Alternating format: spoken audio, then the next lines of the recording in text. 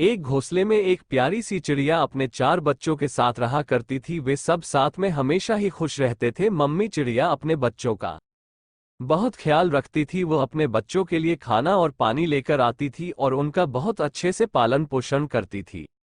Mummy चिड़िया के सारे बच्चे अब उड़ने लायक हो गए थे। वह अपने बच्चों को आत्मनिर्भर बनाना चाहती थी ताकि वो खुद के लिए खाना पानी खोजना सीख पाए। मम्मी चिड़िया अपने सारे बच्चों को उड़ने का प्रशिक्षण देती है। वह रोज उन्हें उड़ना सिखाती है। धीरे धीरे उनके तीनों बच्चे उड़ना सीख जाते हैं, एक को छोड़कर जिसके पंख कमजोर थे और वह चाह कर भी उड़ नहीं पा रही थी। वो चिड़िया अपने भाई बहनों में सबसे छोटी थी। छोटी चिड़िया बहुत कोशिश करती उड़ने की, पर वह हर बार असफल हो जाती और इसी के कारण छोटी चिड़िया के भाई बहन उसे बहुत चिढ़ाते और उसका बहुत मजाक उड़ाते। छोटी चिड़िया कुछ कर भी नहीं सकती थी। वह खाने के लिए दूसरों पर निर्भर थी।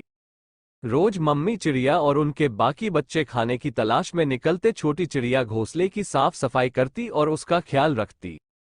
एक दिन घोंसले की सफाई करते वक्त छोटी चिड़िया देखती है एक बिल्ली उनके घोंसले की तरफ बढ़ रही है। चिड़िया जैसे तैसे उड़कर जमीन से छोटे छोटे कंकड़ और लकड़ी के टुकड़े लेकर उस बिल्ली पर हमला करती है और वो बिल्ली वहां से चली जाती है। अब छोटी चिड़िया समझ गई थी कि आगे भी उन्हें ऐसी परेशानी आ सकती है और इसीलिए वो बहुत सारे छोटे छोटे पत्थर और लकड़ी के कुछ टुकड़े जमा करके अपने घोंसले पर रख देती है। एक रात की बात है, मम्मी चिड़िया और उनके बच्चे घोंसले में बहुत ही सुकून से सो रहे थे।